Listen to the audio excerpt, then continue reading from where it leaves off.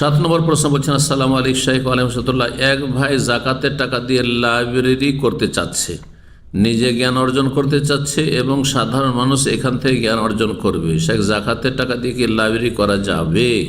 প্রথম কথা, নিজের পার্সোনাল লাইব্রেরি করবে আর নিজের জাকাতের পাশে দিয়ে হারাম। এটি আপনার স্বার্থে, আপনার ঘরোয়া লাইব্রেরি বা আপনি নিজে একটা লাইব্রেরি করেছেন, আপনার মালিকানাধীন, তাহলে সেটি আপনার।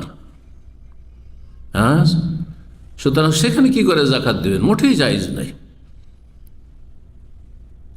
কোনো মাদ্রাসার যদি লাইব্রেরি হয়, হ্যাঁ, যে সেখানে গরিব ছেলেরা লেখাপড়া করবে, যাদের কাছে কিতাব কেনার পয়সা নেই, তারা সেসব কিতাবাদিতে উপকৃত হবে, হ্যাঁ, সমাজের গরিব মানুষরা সেখান থেকে উপকৃত হবে, তাহলে সে বিষয়টিতে ইখতলাফ থাকতে পারে। একদল বলছেন এই কাজের জন্য জাকাত নয়, কারণ এটা কোন খাতে ফেলবেন? 8টি খাতের কোরআনে কারিমের সূরা তওবার আয়াত নম্বর 60 রয়েছে, ফি সাবিলিল্লাহ, আল্লাহর রাস্তা। ফি সাবিলিল্লাহ বলতে আসলে জিহাদ, আর না হলে দাওয়া ইলাল্লাহ, আল্লাহর দিনের দাওয়াত।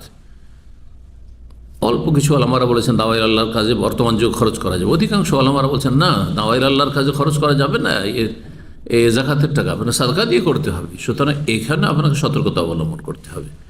আর পার্সোনাল নিজের লাইব্রেরি হলে সেখানে জাকাতের টাকা দেওয়া যায় না। আপনার নিজের টাকা পয়সা দিয়ে অথবা দিনী ভাইরা যারা জ্ঞান অর্জন করবে তারা নিজের দান সাদকা করবে, আর আপনি লাইব্রেরি তৈরি করুন।